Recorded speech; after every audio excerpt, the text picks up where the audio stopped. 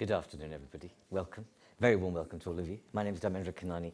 I'm your moderator for this hour session in discussion with not necessarily the Vice President, but I'll say more about that in a minute. But it's great to have all of you here making the time to talk about an issue which is obviously close to all our hearts and livelihoods, and that's the economy, and an economy that works for. Oh, got a bit of a. Are we good? Yeah, an economy that works for people. How do we close the inequality gap? How do we deal with increasing social mobility? Do I carry on? You've sorted this out? Because people are kind of going, oh. Yes? Yes, I carry on? Do I? We good? Okay. So, go back on track. So, the discussion here is, what can Europe do, should be doing, needs to improve on in terms of economy? This forms part of a discussion that we are launching this evening with the Loudest Foundation on issues around climate finance, green finance, sustainable finance, as we transition to a different kind of society, hopefully, one that is more sustainable, one that is more equal, more just and fair and equitable. And ultimately, how do we get there? Despite the rhetoric and the words from political parties, as well as the current Commission and others who talk a good game, but one might say the delivery's been low.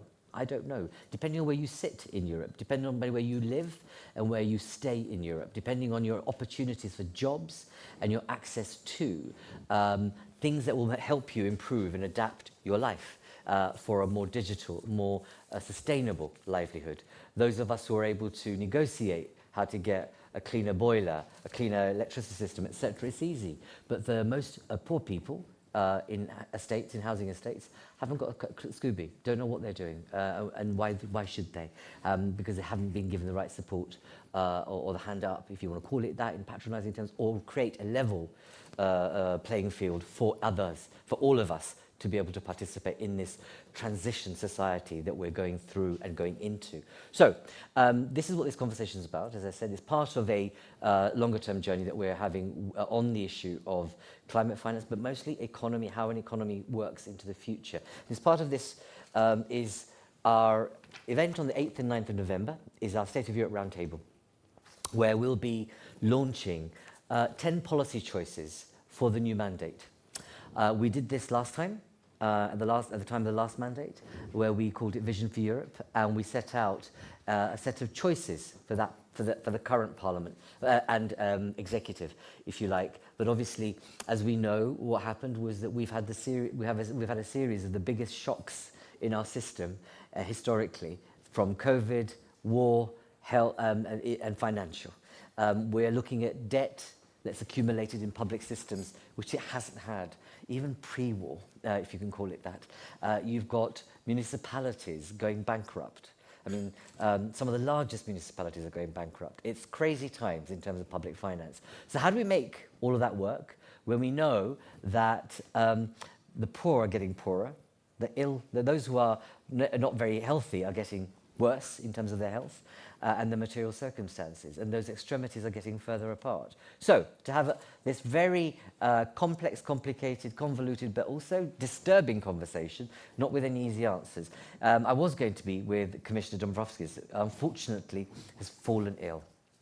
And it's true. You can make sure it's not a lie. It's not a kind of pop-out, as it were. It's absolutely the case. The poor man's been travelling, as you know, and theoretically this week he'll also be in Japan if he's well enough. But so he sends his apologies. He's really wanted to be here, but he's ably represented by Deputy Director General Maria, who I'll be speaking to. But before I do that, I'm going to invite one of our partners and a friend of the house, Walter, from Coca-Cola, to say a few words of introduction and framing for this conversation. Walter, over to you. Thank you, Dharmendra. Good afternoon, and we wish, obviously, the Commissioner a speedy recovery. Thank you for allowing me a few minutes to share a few thoughts ahead of this very interesting afternoon, for sure. I think you're all familiar with Coca-Cola, the brand.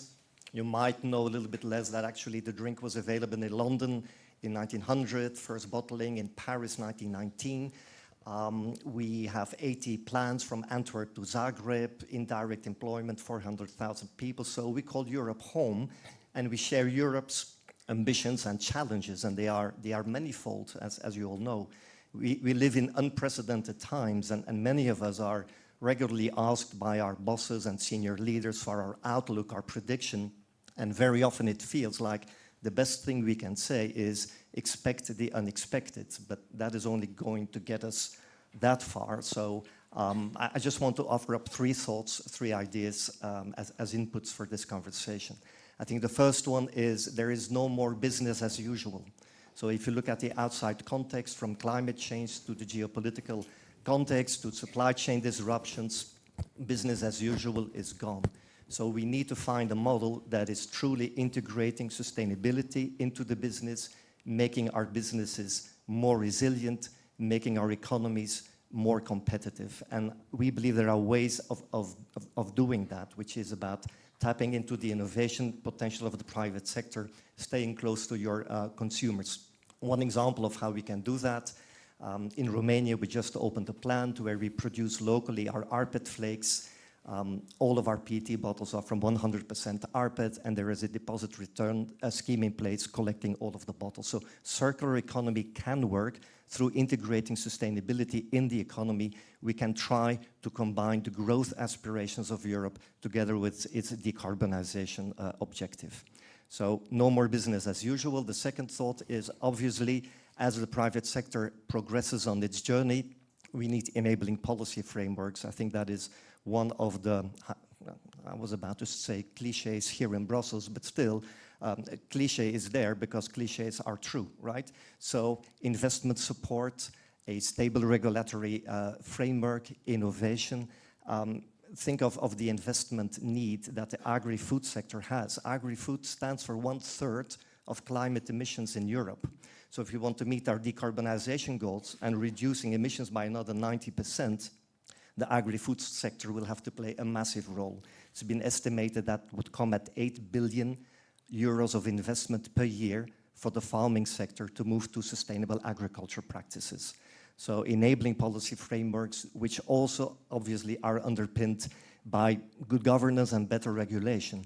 And I think we need to be mindful of how important that is.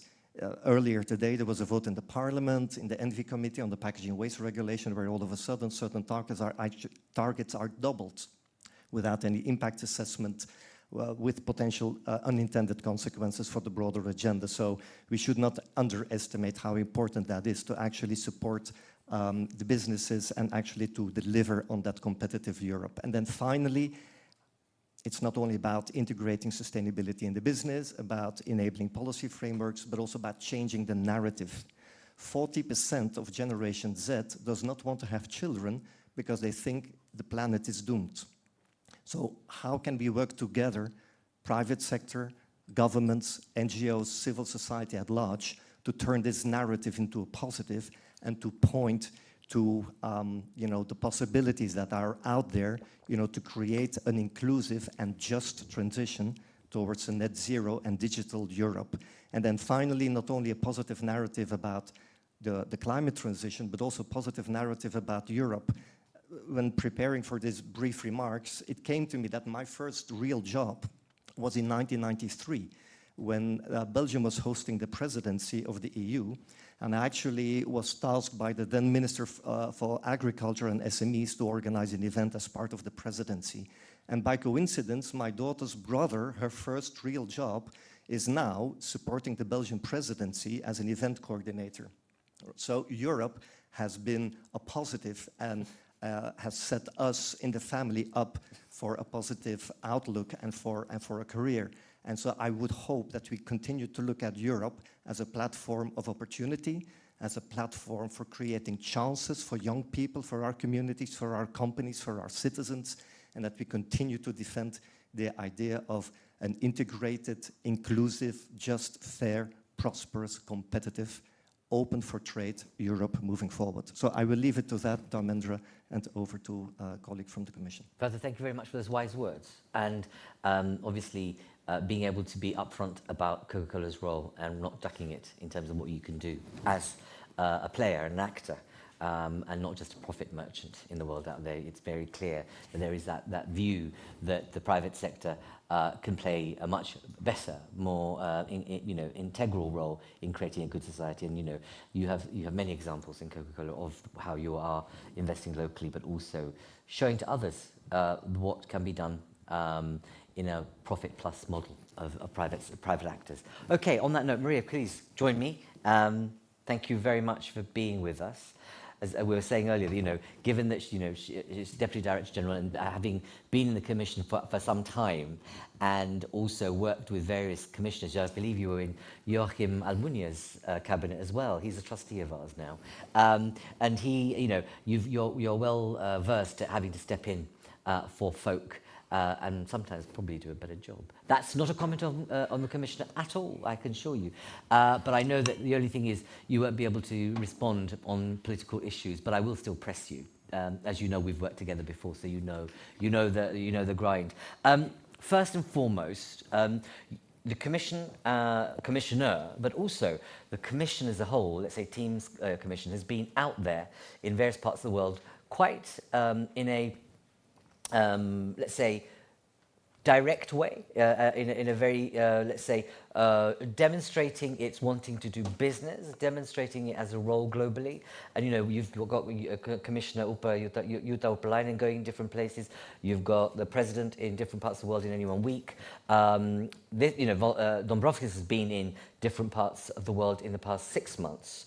Where do we, in that context, how do you evaluate, or what would you say is the EU's current positioning in trade relations with key, let's say, key territories and key territories, if you like, regions of the world?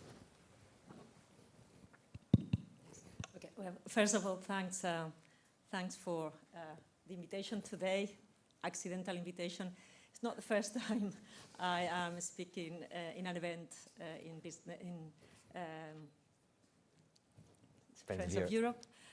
It's not the first time I have you as a moderator. That's right. It doesn't happen often that we need to step in for Executive Vice President Dombrovskis. He's really very ill, otherwise he normally does never cancel. So you have to cope with me, i.e. not a politician, and someone that as a senior civil servant in the Commission covers trade and investment, not the broader view you have gotten from him. But I'm sure you will have other chances. But on the point that you just mentioned, where does Europe, where is Europe's place in the world in terms of trade? It's very simple. We are #1 in terms of trade and the importance of trade for our economy and investment. Probably this should not come as a surprise. Europe as a bloc is economically a very open bloc. It's part of our success as an economy and is also out of necessity. It is not an option for Europe to be closed when you think as to, for instance, our access to critical materials or the size of our market, that being very big is not as big as other markets that are there in the world. And also in terms of economic growth, we know that economic growth is happening outside of Europe at a pace that is very important for us to tap. So we are #1 global trader and investor. And when I say #1, I don't exaggerate. 60% of total global trade is with Europe as an exporter or as an importer. We are also a very active investor in third countries for indirect investment, and also a very attractive place for investment getting into Europe. And we continue to believe that openness and a rules-based system is very important for us to thrive. Europe, the European Union as such, is a construction based on norms. And in the same manner, we thrive in trade when we can use norms, whether those are norms that have been set at multilateral level, like the WTO, or bilateral level or regional level. We find ourselves now, like the rest of the world, at a time where there's been some very big geopolitical changes and some very important shifts. We are going from an economic model that was based on efficiency into an economic model that is based on resilience. This is a very important change. As many of those important changes, you also have to be careful when you dive into them. But I think basically what you will see from us is an attempt to maintain the openness in our economy, while at the same manner trying to ensure that we avoid dependencies that could be dangerous. That comes them very, very much them linked with our economic resilience and our economic security strategy. It's a complex world, but we are right in the middle and very active in trying to maintain a reasonable openness. Okay. Can you say a little bit more about that? I liked all your phrasing of, you've gone from efficiency to an economic model of resilience. What does that actually mean? That means several things. That means that when you look at your economic relations, for the first time, you do have to engage as well into a risk assessment as to where you may be at risk if you have dependencies with certain territories that could then use those dependencies as a weapon. It's as clear as that. I think in the current economic context, when we have a big push towards the green transition and the digital transition, we are talking about issues such as dependencies on some critical raw materials or some technologies. Think about semiconductors. Those dependencies sometimes are unavoidable or can only be addressed over periods of time which are very long. But other dependencies can be at least alleviated, for instance, by diversification. That is a theme I think you will recognize in the political lines that have been taken by the President of the Commission, by Executive Vice President Dombrovskis, for more than a year, 2 years now. Okay, we get that. So how does that, so you start with, the fact that it's a very free and open market. We're one of the top markets in the world. What you're saying, we're trying to make sure we risk manage and place the shock absorbers in the system so that if we come into crisis, we don't end up where we were with COVID, for example. That's my interpretation of what you're saying. And then you're saying that, you want to do that. How does that square with the political statements that are made constantly about sovereignty and strategic autonomy? How does that square? We always put the word open before strategic autonomy. Do you buy that? Do you all buy that? Oh my God. You will not get a single trade official that does not talk about open strategic autonomy. How do you do that? Again, trade is only part of the equation. In that respect, I think it cannot be said enough how important it is to boost our own economic performance, and that starts by a fundamental project that is always incomplete, which is the internal market. So you need to make the internal market work better. You need to make the competitiveness of European companies and business better, stronger, not only at home, but also in third countries. Now, what you do as well, and then I'm coming back to the trade area, is you diversify. You reach out to more countries. You may say, well, we're talking about strategic autonomy, and therefore if it's autonomy, it must be us alone.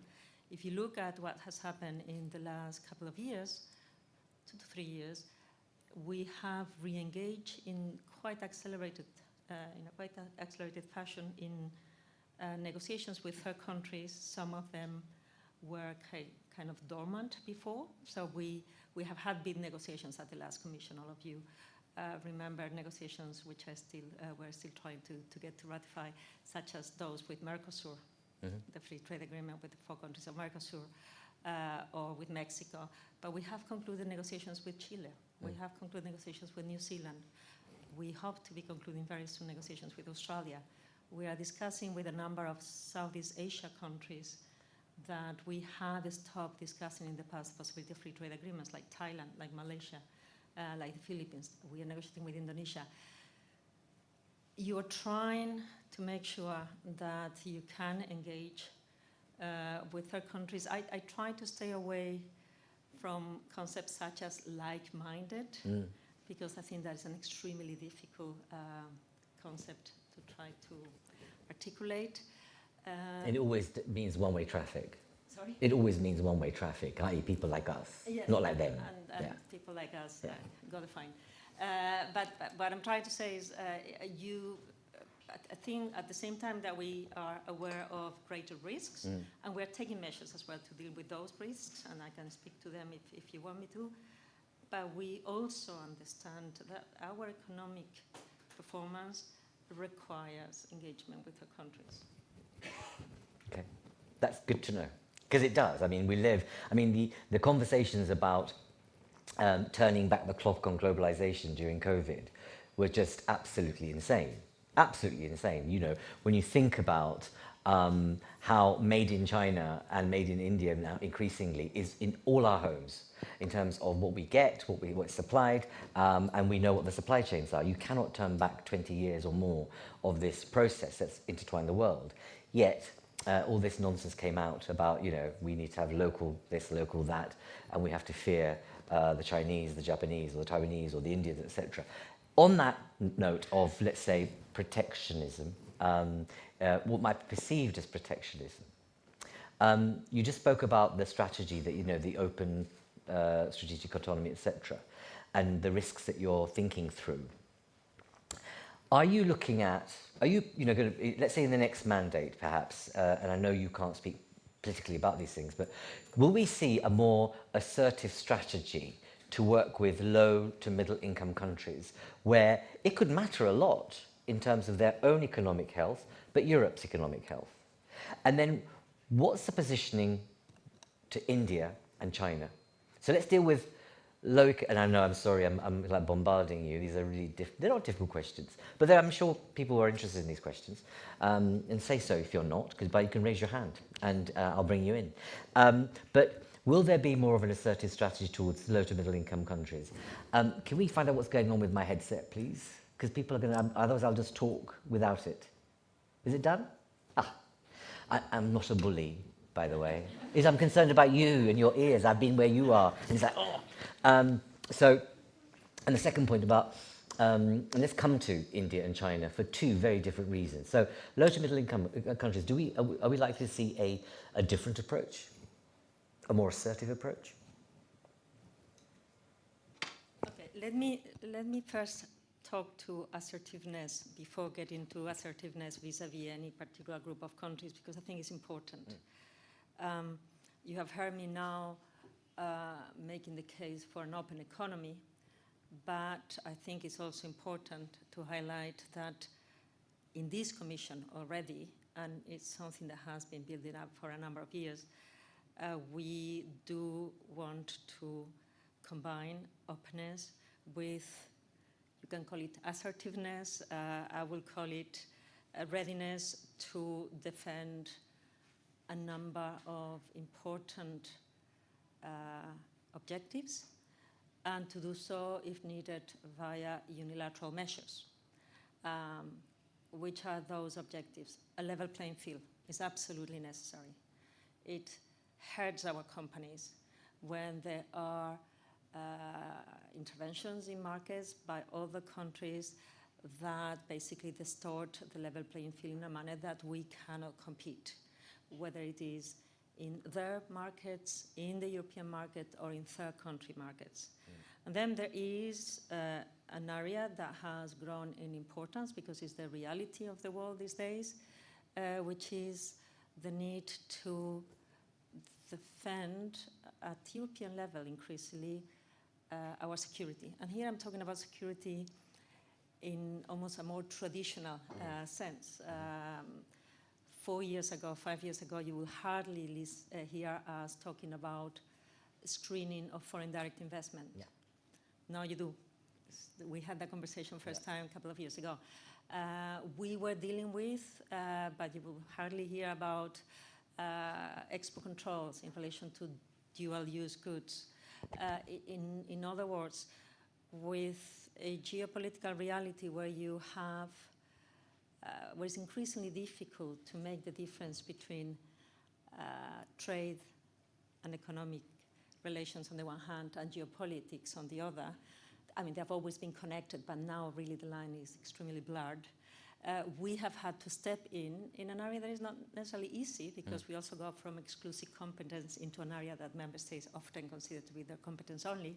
But we've had to step into this. So openness, yes, but openness alone doesn't work. And there is level playing field, security in the traditional sense, and then the type of economic security that you do by, for instance, diversification and also making sure that your internal market is functioning. Now, vis-a-vis third countries, first, starting by low to medium-sized economies. I mean, the European Union engages very proactively with those countries. It gets often forgotten. If I give you some figures, we are #1 trading partner with 54 countries in the world, so that you don't only have the big ones, which are equal to 48% of GDP. Compare that with China. China engages as first trading partner with 48 countries in the world, but they only represent 23% of world GDP. Compare with the US, 24 countries, that represent 27%. There's lots of readings in these figures that I've just given you. But what I'm trying to say is we're very present, we're very open. With the type of countries you were referring to, for instance, we are, I believe, the most proactive, and if I may use the word, although maybe I shouldn't use that word, I was going to say generous, but proactive and engaged in trade on the basis of unilateral opening for our market for the most poor countries in the world. You know, they trade with us on the terms we often refer to as EBA, everything but arms, is under the General Scheme of Preference system. We do have very, very important relations with a number of other countries under our GSP preferential system, and use it as well to try to inject sustainability and labor respect in those countries. So we are very engaged. How can we engage more? How can we turn a narrative that seems to be opposing at some points the values of one bloc against the values of others? It's an extremely complex situation. In my view, it passes as well through serious discussion and a reform to the point needed of the WTO. People tend to think that multilateralism is gone. We should not forget that about 55, it changes depending whether you're talking about goods or services, but about 55 of the trade we do on a daily basis with third countries is based on WTO tariffs and market access standards. It's because we have the commitments that we have taken in the GATT and in the GATS and in other agreements in WTO that we have that type of trade with third countries. If the WTO was to disappear tomorrow, and those countries, all the countries that are part of the WTO, which is the majority of countries in the world, were to start fixing tariff back at the level they wanted, the world will look very, very different. So a form of engagement, also with the preoccupation of a number of countries you increasingly hear, take Africa, now that we are all extremely interested in their critical raw materials. And they say, that's fine, we have those, but we don't want to sell them as raw materials. We want to have the capability to extract, to process, to recycle. We want to go up the value chain because we want to use it. Those are the type of things that you need to do. Very interesting. I mean, I'm not sure that I agree. This is my personal view about WTO and what it's done. But like a lot of the multilateral institutions, I just feel they need to adapt themselves to the world we're in right now, and to be thinking about what's going to change rapidly in the next 10 to 15 years. And we're going to see that. Look at what's happened since the last 4 years, where we're having to scratch our heads about whether the economic theories we've had since the 1950s stack up, whether the financial levers available to us stack up. We had COVID where, taxpayers' money bailed out Society PLC. So, we've had to rethink things, but I'm not going to get to that right now. I want to press you on what you've just talked about, is that you have this incredible, let's say, capability as a bloc to trade in the way that you've just, look, when you give those numbers out, you think, wow, I don't think most people have known that. And actually it goes back to the whole old adage of the EU. It's really poor at communications, but great at doing stuff, where it just keeps it as a great secret. But on the India-China thing, we know India's middle class will be the largest, by far the largest, in the next 5 years, if not less. China is going through a wobble to a certain extent. Its economy is coming back to a certain extent, but it's still in a bit of wobble, and there's a lot of competition in that region. But India, by far, is going to leapfrog most of the economic development in a shorter space of time than China has done. And I don't think we're aware of the implications of that. How are you, as a bloc, thinking about relations with India and China? Okay. And again, I'm talking to this from the trade policy point of view. Yeah. The reply as regards India is very easy. We have resumed negotiations with India on a free trade agreement. Actually, we're negotiating in parallel 3 agreements: a free trade agreement, an agreement on geographical indications for the protection of geographical indications, and an investment protection agreement. But going to the free trade agreement, which is quite a project, it's quite a challenge. I don't need to tell you that the economic growth model of India is very much based on a local preference policies. I know. That India has very high tariffs in a number of industrial goods that in other countries are under much lower tariffs. And that there are a number of difficult discussions when you engage to talk about trade with India. Nevertheless, it's been... That's so diplomatically put. Isn't it? Yeah. It's been one of the trade political objectives identified by President von der Leyen, and we are actively engaged with them. India is going through a very interesting time. They are engaging for the first time in negotiations of free trade agreements. They have concluded a couple of them, which are not of the level of depth that we will expect. And then we hear as to the negotiations with the United Kingdom. That will be a big one, but it remains to be seen when that will happen. But there is a strong engagement with India in that respect, and also in the context of another institution that we have used before with the US, and we are using it with India, which is a Trade and Technology Council, which we use as, if you want, a framework for discussion rather than negotiation on a specific, normally issues related to digital and environment, and also to trade irritants. So with India, a very active involvement. That does not make a negotiation easy, but negotiations are never easy. China is a very complicated partner, a very important partner for the European Union. Again, I give you some figures. We trade 2.3 billion goods with China a day. That's the reality.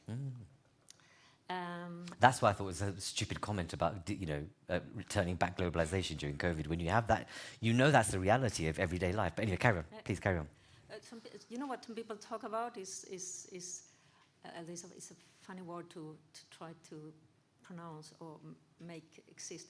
Slow globalization. So it is correct to say that the process of globalization has slowed down since the financial crisis of 2008, but has not gone back. it is correct to say that there are certain dependencies we have with China, which we will want to address by diversification from China. It's not very comfortable, whether it's China or any other country, when you have dependencies on critical inputs that go up to 95% or in some cases more.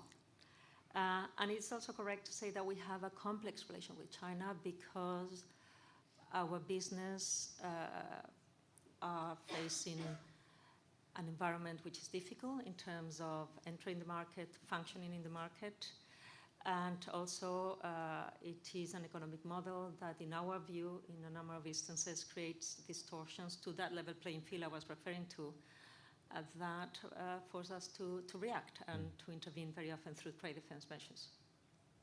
Okay. I don't want this to become a spectator sport, so... you got a hand up straight away. Wonderful. Could I get a mic? Someone got a mic? So please do raise your hands, and we'll get a mic over to you. And just here, please. And always introduce yourself and question. What I'd like to do is not have speeches, so questions would be great, or comments. Fair enough. And sorry for jumping in before you invited us. All right, my name is Vidya Sampath. I represent Tata Consultancy Services, and we are the ICT, IT services part of the Tata Group, which is a big conglomerate originating from India. And my question is, I can't help but be curious, with some fanfare, the end of the G20, the India-Middle East economic cooperation was announced by President von der Leyen, and I'm curious to know, given the new geopolitical change, I have no doubt that it will continue to be a big part of the future of European trade policy, but how does that all change, and what do you have in mind for the next, in the near future at least, considering that? So that was one question.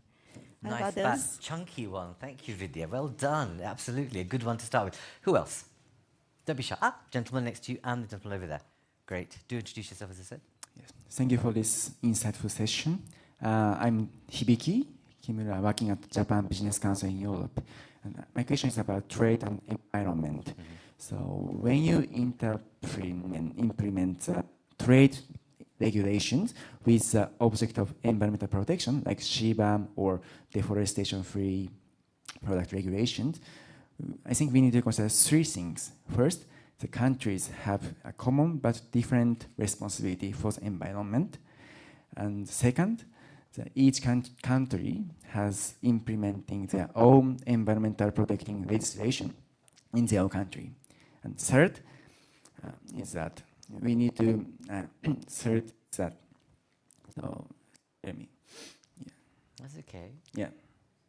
So third exports from the third countries has inevitable carbon footprint when they are moving to the EU internal market. So it's inevitable for trade transactions. So with these things in mind, how do you strike a good balance with free trade and environmental objectives, so while ensuring the free competition between the internal product and the third country? Sure. Thank you.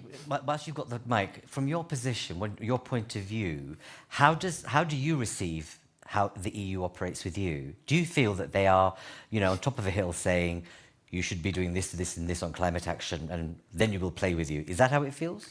Actually, I don't think it's environmental unilateralism, some degree, but actually the EU has faced with some kind of criticism that they need to tailor-made with the trade partner in some regulations, considering the situation of local situation. So I think it's take account of local circumstances and local societies. Exactly, or local measures to implement to protect their own environment. So that's a different balance. Thank you. All right. But you do realize that some others might say that might just be a get-out clause for not doing stuff on climate. But I'm not asking you to respond to that. I'm just saying we have to be rounded in this conversation. Gentleman in the glasses, yes, you've got the mic already. Thank you. Arne Köppel from FDI Consulting. I would like to know how, after the talks with the US didn't come to an agreement, how the next 2 months are going to look like, and maybe also the plans for next year after that. Thank you. And also, let's face it, what if he comes back, whose name we shall not mention, like in Harry Potter? I'm too scared. We shall not take his name.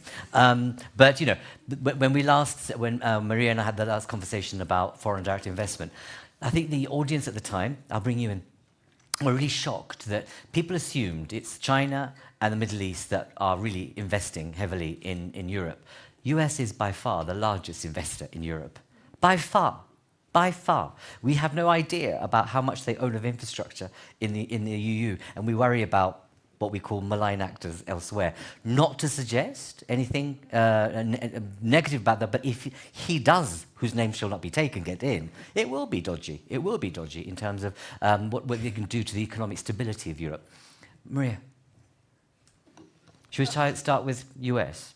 I can do the reverse order or the original order.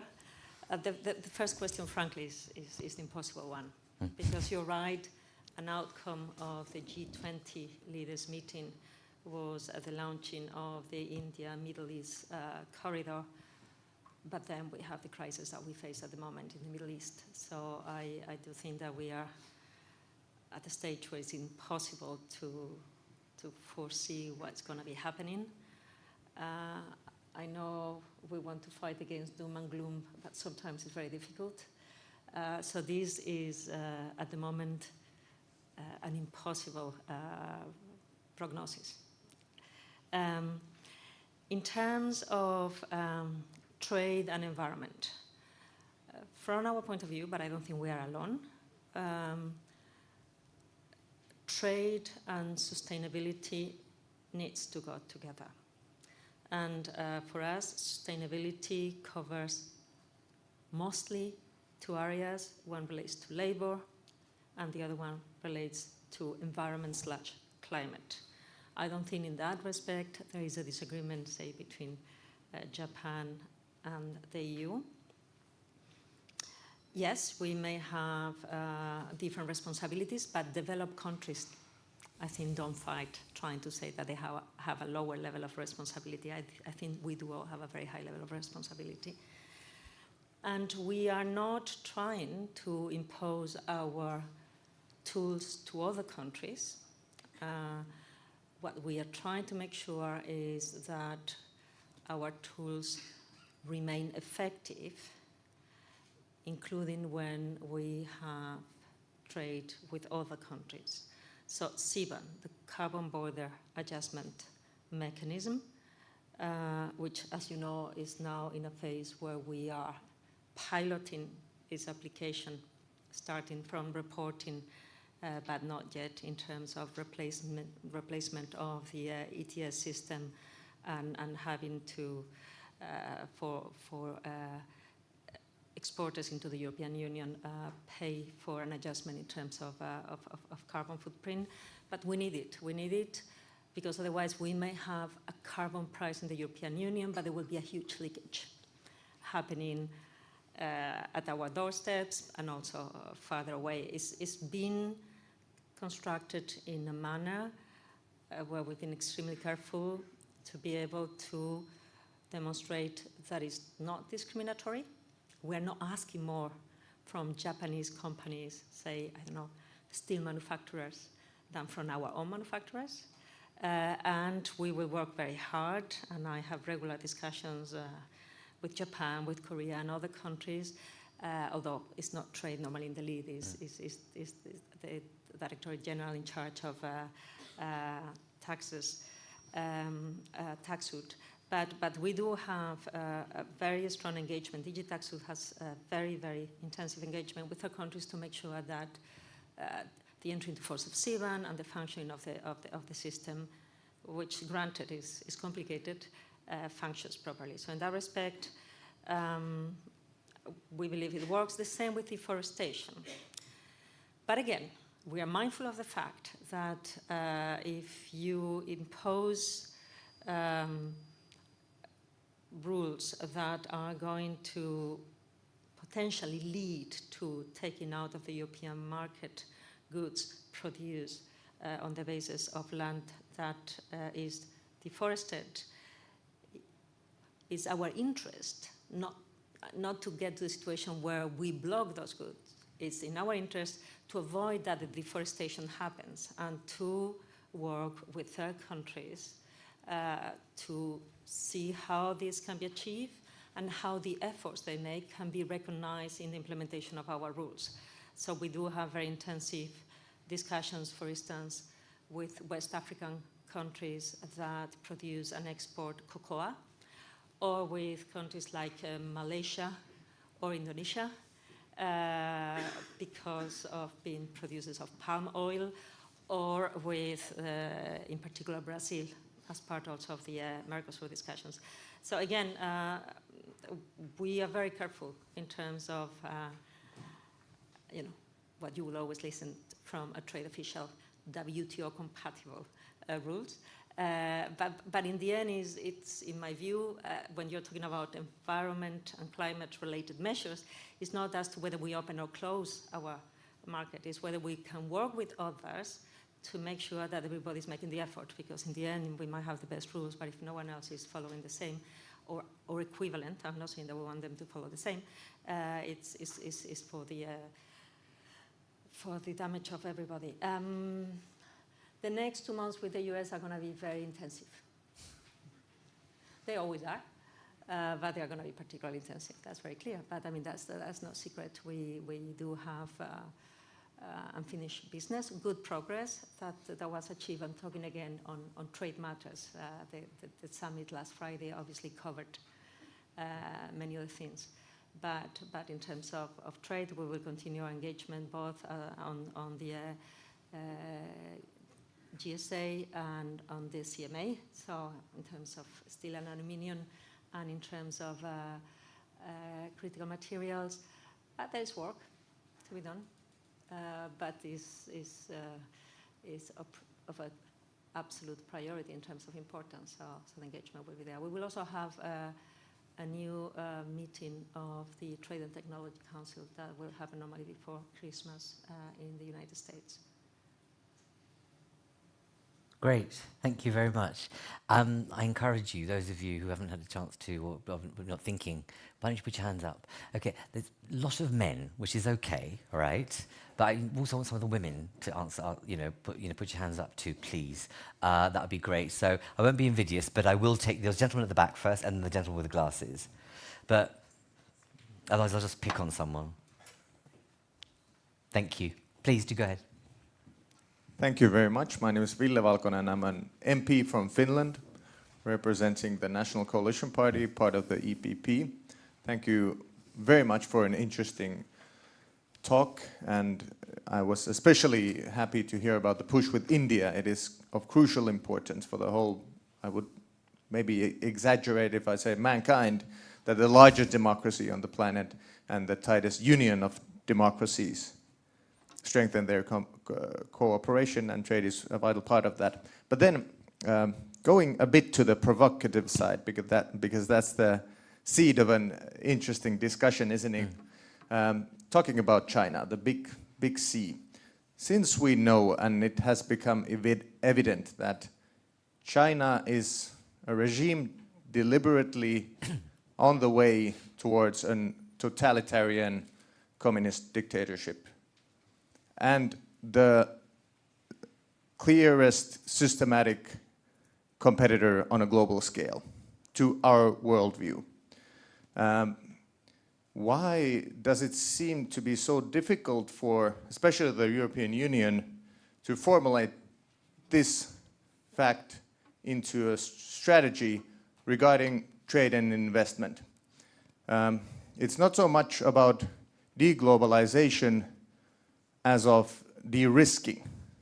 So it will be self-evident that also in the future we will be trading with China extensively on lots of goods, lots of services, and cooperating also. For example, combating climate change is not possible without Chinese, European, Western cooperation. It requires the whole globe. Okay. But then it's also evident that with arms technology, high tech, it's not possible to have deepening relationships. So why is it so difficult that we fail to call a spade still. So that's what you want, is it? You want the EU to be just upfront and say you are a modern dictatorship, autocratic government. Would it not be what difference? Would everybody's that make? No, but what interest? Yeah, no, sure, but is that about values? So if once you've got my mic, is that about making sure you're standing up for values? Do you think the trade relations will change as a result of it? What would you gain from making that assertion? Is my you're a politician, so I can ask you that question. Yes, definitely. And I'll be happy to answer. Yeah, but briefly, huh? Yeah, I'll try. That's a very difficult task for a politician. Since it's evident that these two worldviews of the Chinese Communist Party and us Europeans, all of us here standing and elsewhere in the Western countries, the free world, it's incompatible. It's not possible to combine those worldviews. Would it not be the benefit of the Europeans, the Westerns, and the Chinese to have then clear rules of engagement? Okay, we will cooperate and trade in these topics, but not these, since we don't share certain base values. Okay, all right. And so all I ask also you perhaps de-escalate the situation. Sure, but all I ask you, I'm not asking for an answer for this, but imagine you're a woman in Warsaw until this happened, the election changed. Imagine you're a woman in Hungary when what's happening in terms of issues around abortion, the issue of the independence of the judiciary, etc., and so forth. In our own backyard, we are seeing despotic rise of institutions. You know that, yet we don't square that circle. So I think we might be criticised as being kind of contradictory until we get our own house in order as well. Hungary doesn't have 1.4 billion people and one of the largest economies on the planet. That's the difference. China is, of course, not the only regime on the planet that doesn't share our values, but it's by far the most powerful, capable of so scale matters to you. Okay, fine. All right. Thank you. The gentleman there with it. And are there any women who are going to put their hands up? Hi. Hey, hello. Good for you. I will pass on the mic very quickly, just very briefly. Alexander Renkley, Swiss mission to the EU, and the topic of competitiveness was mentioned. There was a sense that in the State of the Union address of Commission President that the priority of fostering the competitiveness of the EU moved up the pecking order. I was just wanting to get your sense of what under the current Commission there's still planned to do, and can we expect more of this to come under the next Commission? Thank you. Thank you very much. And passing the mic on. Thank you. So I'm with the Association of European Development Finance Institutions, working in development finance, and my name is Laure Blanchard-Brunac. I have a question more related to the low and middle income countries, because we talked a lot about the big players, but if there are some countries that are relying on trade for their growth, is actually Africa and developing countries at large. And we observe, working a lot with DG IMPA, with DG NEAR, that it's not always very much aligned with DG Trade, and you said yourself that trade and sustainability have to come together, and you talked about assertiveness, and all this is, I think, very complicated to hear for countries who are simply trying to find their growth path. And also we feel there's a general lack of means at the EU level on basically helping out these countries getting more sustainable. There are some programs inside the EU to help companies do that. I'm thinking especially of Germany with the supply chain law, for example. But it's not the case with the low and middle income countries. So is there some desire or some, we could have some filled up expectation that would happen going forward, maybe for the new Commission? No, thank you very much for that, because I was going to ask that question. I began with the question about will you be more assertive about low to middle income countries, but that point you were making, if we can start with that, is that you have this artillery of development agencies at national level. They're all there with lots of money and lots of capacity to do stuff in countries. So, where is there coherence in the sense of what you're doing with INPA and all the others? Because one of the things that we're going to recommend in the new Commission is that to create more of a kind of coherence at executive vice president level of these mandates coming together more, rather than, you've got what Laura and the EDFIs do and the development agencies do on this track with INTPA, and there's you doing trade, when the reality is, if they were together, if you had more coherence, there would be so much more power in what you could do on the diplomacy side as well as the trade relations side. Yeah, I can take that one, and I really mean what I'm going to say now. That cooperation between, if you want, the external services in the Commission, and in particular DG Trade and DG INPA, but also our cooperation with the European External Action Service, is much closer than what you have just portrayed. I had the impression you may have been defining the reality a Commission back, but the shift, and obviously, some changes in big organizations may take a time to trickle down, but the shift in terms of how we work in DG Trade with DG INPA,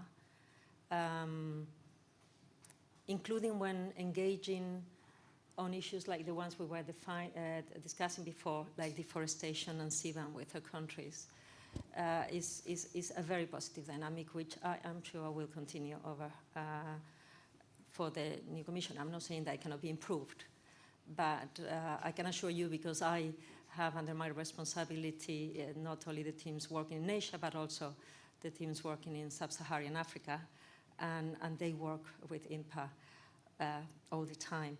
In terms of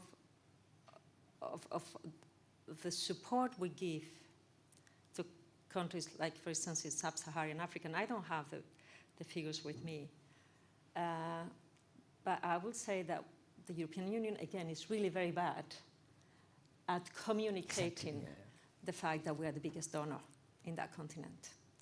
And there is now a very serious attempt to try to engage with them from the DG Trade point of view on the terms that they want to engage as well. I give you an example of something we have been doing this Commission, what I think is extremely good at illustrating what I'm saying.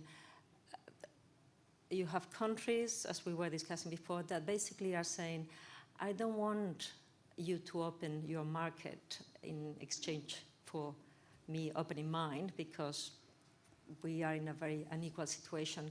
What I want is investment in my country so as to be able to develop an economy on the basis of what I have in my country.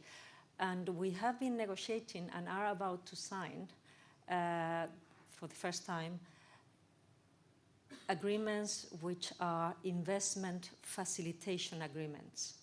So these are not your traditional trade agreements.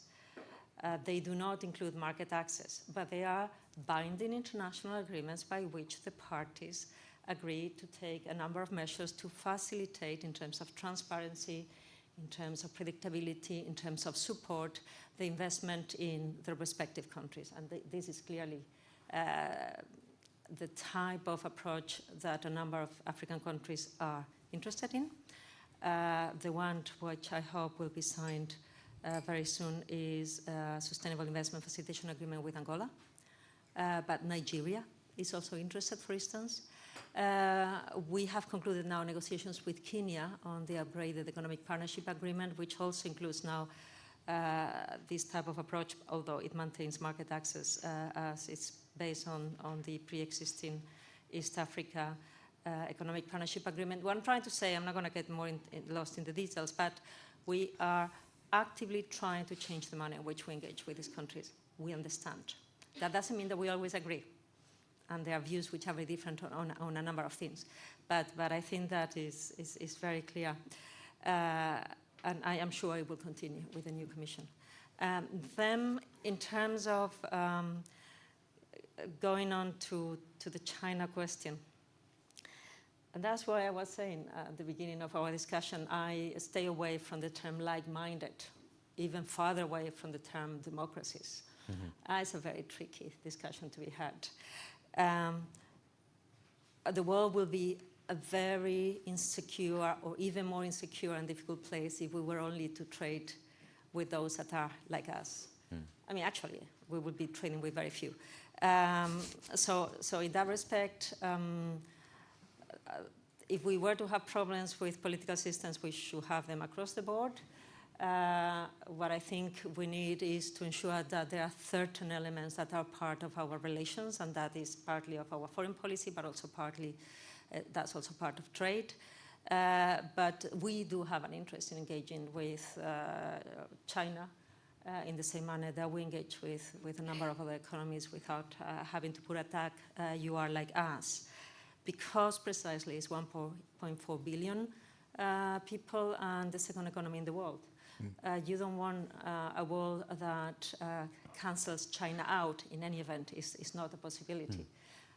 So in that respect, again, and we keep going back to the issue of communication. Here I've been trying to explain what we do with Africa, and now I have to explain that precisely the von der Leyen Commission, and precisely in particular in the last year and a half, has been very clear in articulating a strategy vis-à-vis China, very much starting by the speech the President gave, if I remember correctly, is in March or April this year, where the concept of de-risking as opposed to decoupling was introduced.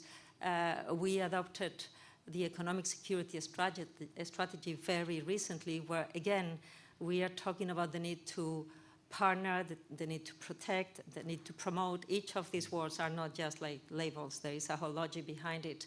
So we do have a strategy vis-à-vis China. It just happens to be a complex strategy, but that's totally normal. You cannot put a tag and say, this is it. You are this, A, B, or C. I mean, I wish it was that simple. It isn't. And he was over there recently, wasn't he?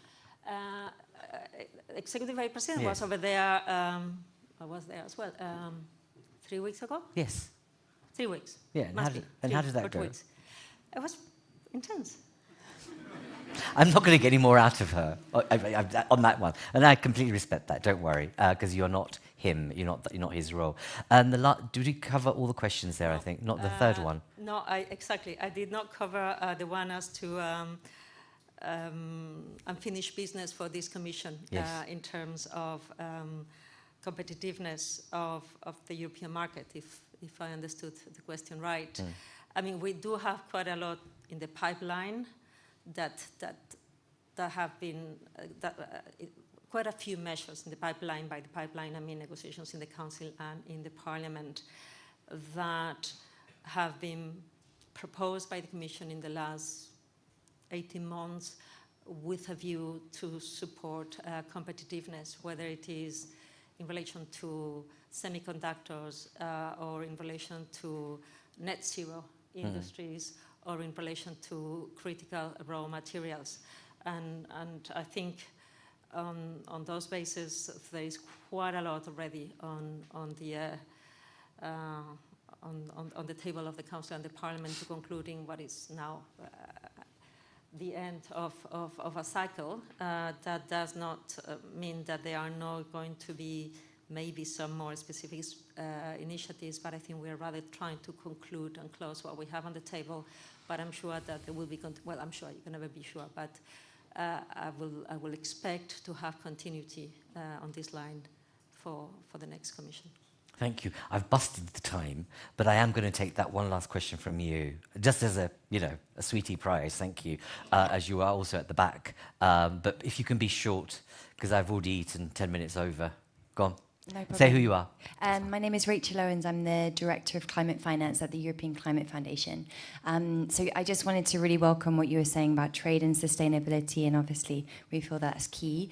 And just to also, again, welcome the point about capacity building in developing countries on deforestation, but also the upcoming CSDDD.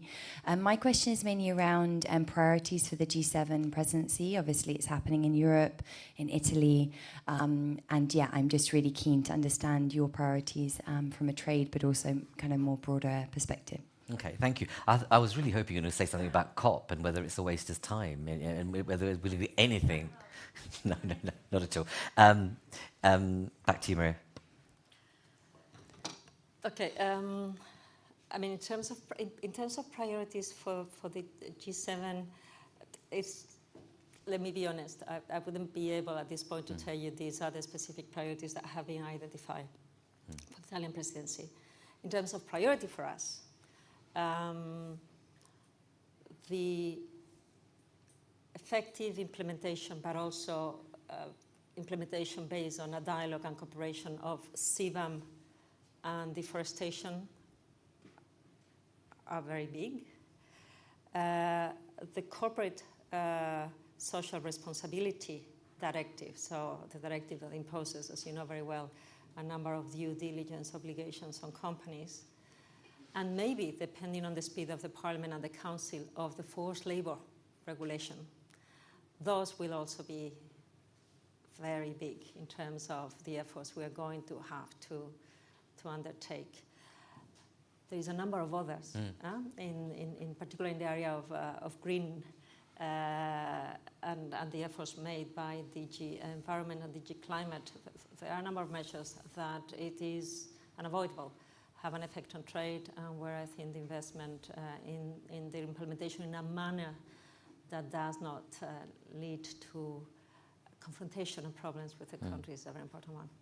Thank you. Thank you very much. And thank you. I'm glad I brought you in because it was an important dimension of this conversation. We are about to launch a series of discussions with the Loudest Foundation on sustainable finance in the context of a green transition. How do you make it work? And we're really glad that they're enabling us to have these kind of multidisciplinary, multi-stakeholder conversations. I'm conscious of the time. Thank you for bearing with me. And I do think that COP, the question around COP, is an unfinished business question, actually, in terms of what trade's role is in that. And I'm not asking you to respond to that, but what Laura and others were saying, so we have something called, the Global Europe Programme, in that we're creating a new Drive Impact initiative. A lot of the development and finance initiatives are saying to us that the internal experience you're having is not what they're experiencing. So I think there might be a time gap or a lapse between the fact that you and your buddies in INPA are getting on really well and doing the right thing, but I don't think it's trickling down, at least in perception terms. So hopefully that's something that that can be taken away from this, but also a range of other key lessons and choices from this conversation. Thank you very much for ably coming in and being able to respond. Thank you very much for your time and energy. Good to have had you again. And thank you, because if you weren't here, we wouldn't be having this conversation. So you're as important as the speakers. So really, really appreciate you paying attention, being engaged, but also asking questions. Look out for our next events. We've got a bumper set of things coming up, actually, in the next 4 weeks. We've got our annual State of Europe Roundtable. You can be with me again with the next commission or discussion I have is with,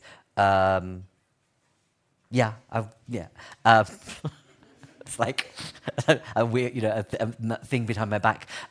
Next conversation will be with Thierry Breton. So come to that. I'm sure, that will be quite interesting. And then we've got our State of Europe Roundtable. Then we've got our Global EU-China Forum happening also, and our Balkan Summit. So we've got a whole kind of a load of stuff happening in the next 4 weeks. So stay tuned. Thank you very much for your time, and safe home. Take care.